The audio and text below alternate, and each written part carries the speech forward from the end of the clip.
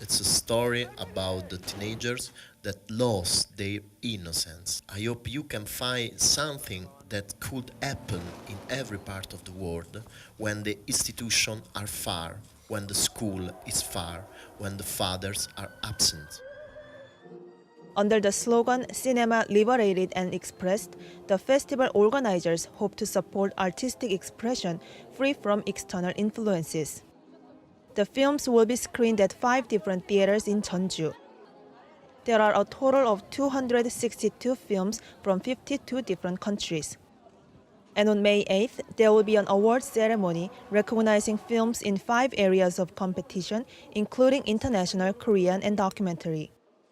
A new generation of filmmakers will have a chance to meet the experts and take part in in-depth education programs. Audiences can also take classes to get a closer look at the films and get a better understanding of directors and their ways of thinking. So here at the festival, you can do more than see the world's best new films.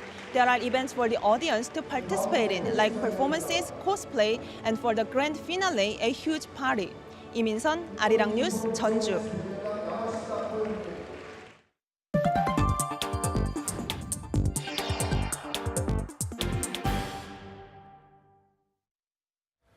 Yesterday, the U.S. ended the waivers it had granted to several countries, including South Korea and Japan, that had allowed them to import oil from Iran.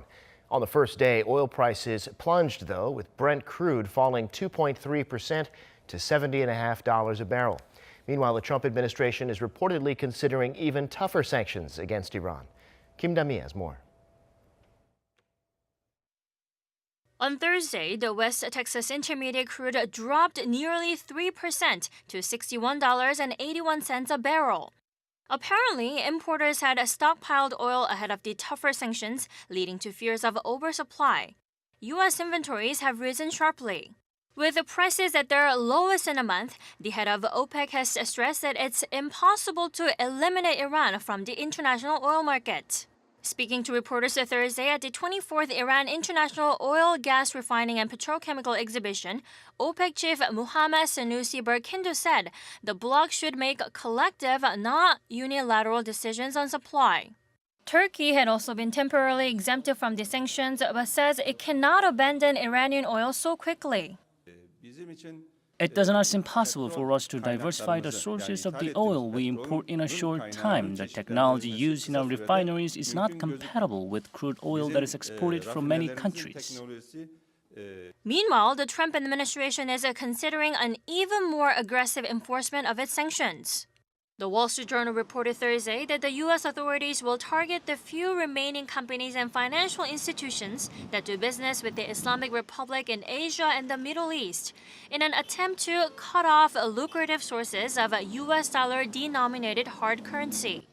With the new sanctions on banks and businesses, trade including not only Iran's petrochemical sales, but also its sales of consumer goods, it said, would be chopped off. Kim Da-mi, Arirang News. It's time now on this Friday for a look at the markets here in Korea and around the world. And for that, we're joined on the line by Dr. Kim Se-won, professor of economics at Ewha Women's University. Dr. Kim, thanks for coming on. Good afternoon.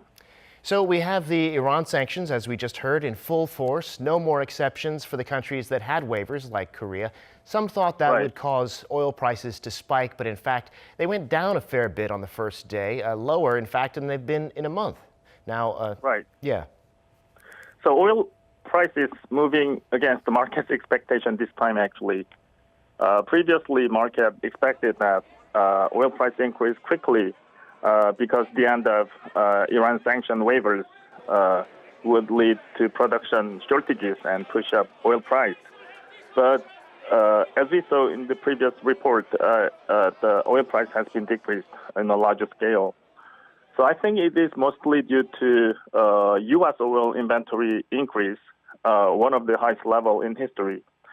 And the Saudi Arabia, the second largest oil producer in the market, a willingness to fill up the blank of the Iran's oil production. Now some data here in Korea, switching gears, showing consumer prices rising rather slowly. They've been rising below 1% for 4 months in a row now.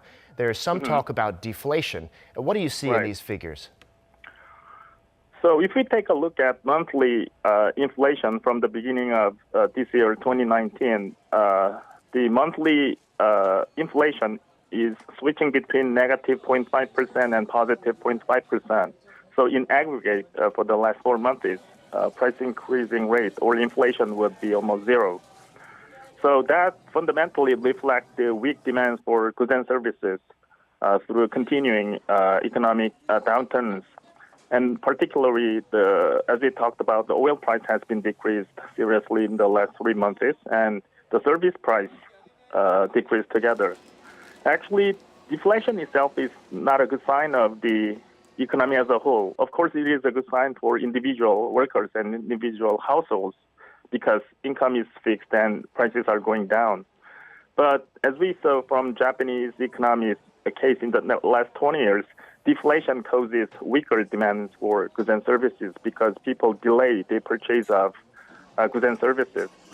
So to see whether current 0% inflation goes down to deflation, we have to wait until the end of this year, 2019, again.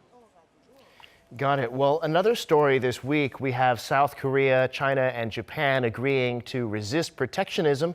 Their top economic officials met in Fiji yesterday, and another thing they agreed on there was to reinforce their currency swaps that have been in place for around 9 years now, so they can ride out the tough times. What does it mean to have the Korean won part of this equation? Actually, between ASEAN and Korea and Korea and China, there are currency swap already. The currency swap size between Korea and ASEAN would be about 40 billion US dollars. And the size of currency swap between China and Korea is about $56 billion from 2017. But the new situation of the intensifying currency swap between ASEAN, China, Japan, and Korea is the possibility of currency swap between Korea and Japan. Actually, currency swap between Japan and Korea has been terminated in 2019 under very difficult situation, I would say, difficult situation between Korea and Japan. So if we can rebuild currency swap between Japan and Korea, that would really help the stability of Korean financial market and Korean economic stability because Japanese yen is one of the solid safe asset in international financial market. Well, they'll be meeting potentially at the G20 meeting coming up in a few weeks. So we'll have to see how that works out. Well, Dr. Kim, we'll have to leave it there. Thanks so much for coming on today and sharing your insights. Okay, thank you very much. Now, K-pop sensations BTS made headlines once again this week by bagging 2 trophies at the Billboard Music Awards. And as their popularity grows, and of K-pop in general, so does its economic impact. Our Won Jung-hwan has the details. The Korean wave, or Hallyu, refers to the global popularity of South Korea's culture overseas. And the economic impact of Korean pop music, TV shows, video games, and movies continues to grow every year. According to the Korea Foundation for International Cultural Exchange on Thursday, exports of cultural contents surged more than 20% last year, contributing to overall growth. While the figure has been gradually increasing every year since 2014, last year's total Hallyu exports marked $9.4 billion, up 9.1% from the previous year. Among the export categories, the gaming industry accounted for the largest portion of cultural contents exports at $3 billion, followed by music and film and television. Meanwhile, exports of consumer goods and tourism were down 0.5%. The report also has its own Hallyu index to measure such cultural exports and the impact they have on the domestic economy. It conducted a survey on 7,500 people in 16 countries and used Korean cultural contents export reports from 16 domestic industries. The report also used the BTS fan club platform to analyze indirect contribution toward the economic growth. The annual report once again proves the ever-growing popularity of the Korean wave. 원정환, Arirang News. South Korea's trade ministry has been meeting with representatives from some 150 mid-sized local firms to help them expand overseas and improve their competitiveness. The government said Friday that it will pick 7 of them with high growth potential that meet the government's industrial standards. The firms will be provided with support, including the establishment of smart factory systems and extra R&D funds.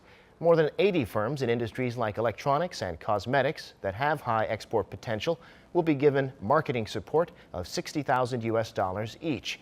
As of the end of February, around 20 smaller companies had already been chosen.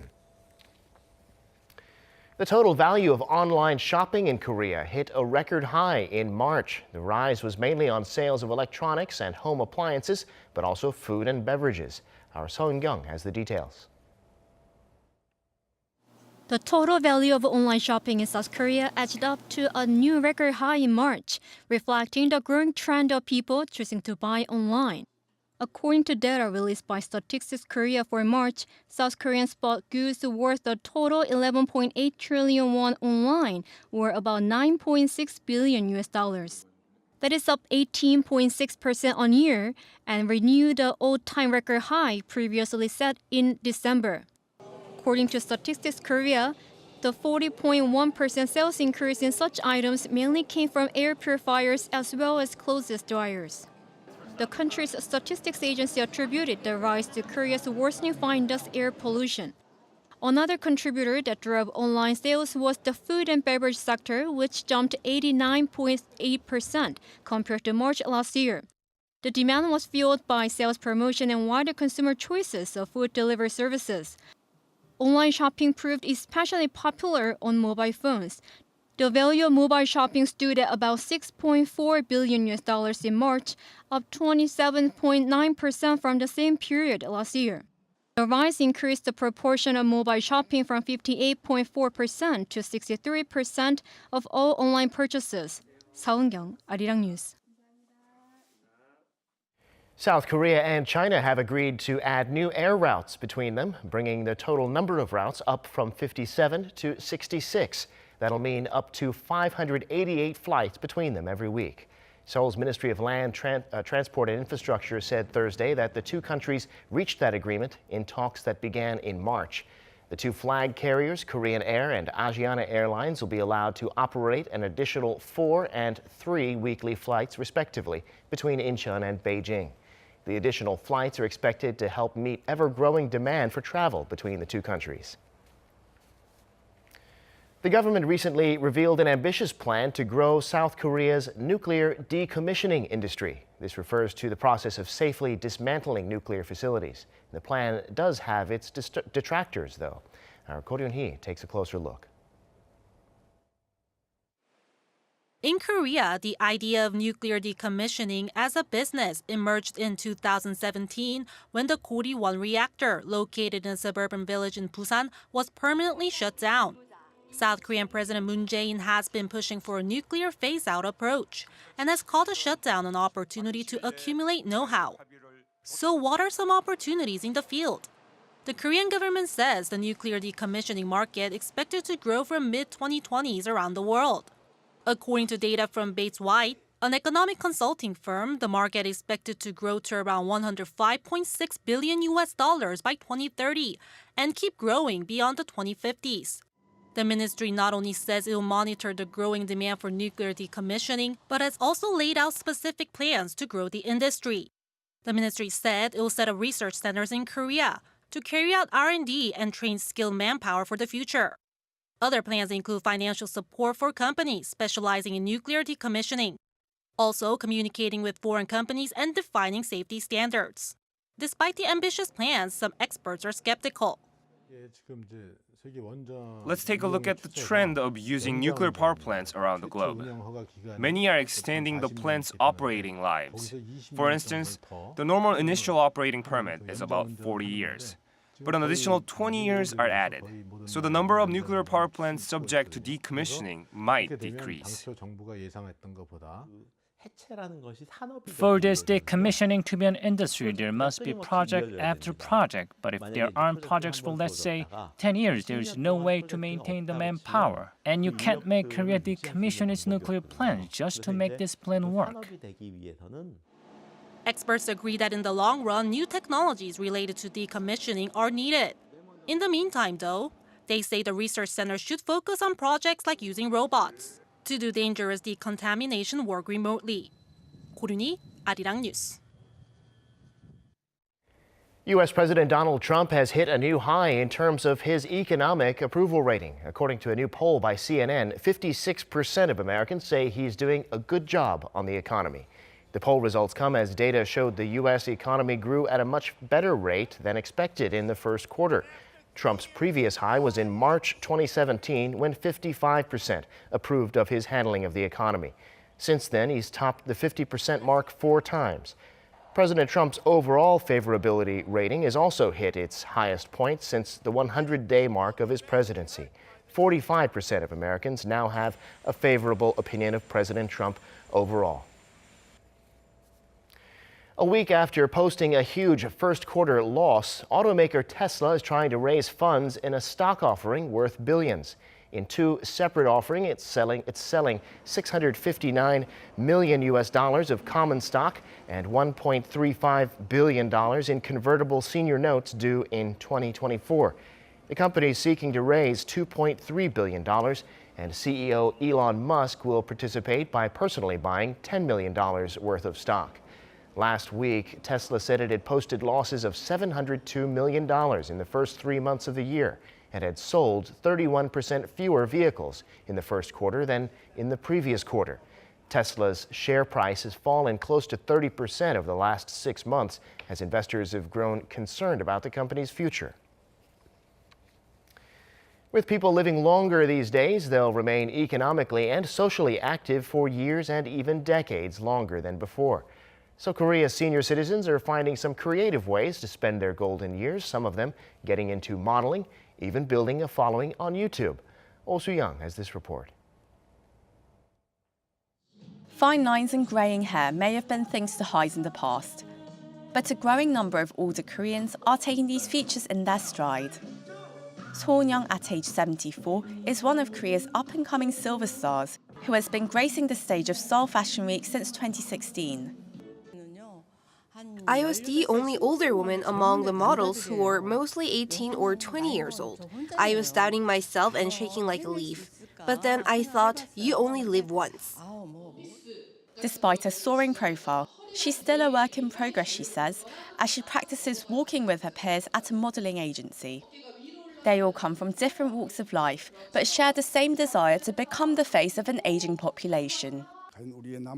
I asked myself what makes my heart beat faster and makes my life worthwhile, and thought this is it. The moment came to me when I turned 60.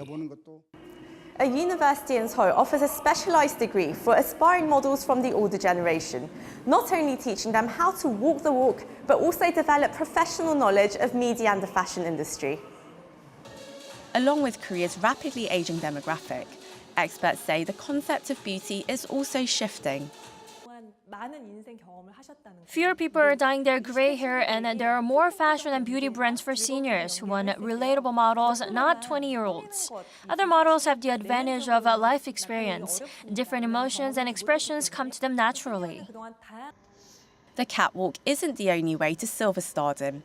63-year-old Shin Bang-gol has gained nearly 300,000 followers on YouTube with her videos on making rustic Korean dishes. For nearly 40 years, Shim says she was only ever a housewife. Never did she dream that she'd share her recipes with thousands, all from her small kitchen in the idyllic Puya countryside. I live in the countryside and farm, so I work with seasonal ingredients, which I think my viewers appreciate. I'm proud and blessed to do something I love at this age. Numerous academies and community centres now offer vlogging courses for people aged over 50. Silver YouTubers impart diverse knowledge and life experience which appeals to all age groups. My 12-hour course teaches everything from setting up a channel to filming, editing, and even making thumbnails just by using a smartphone. Going grey used to be considered an inevitable but unfortunate part of aging. But times are changing as people learn to embrace and celebrate turning silver. 오수영, Arirang News.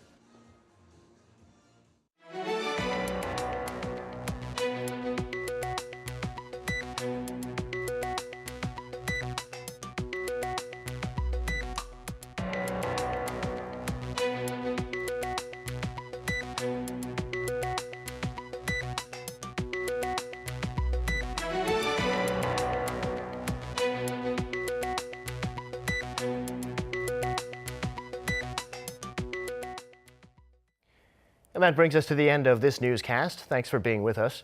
More live news coming your way at 7 p.m. Korea time.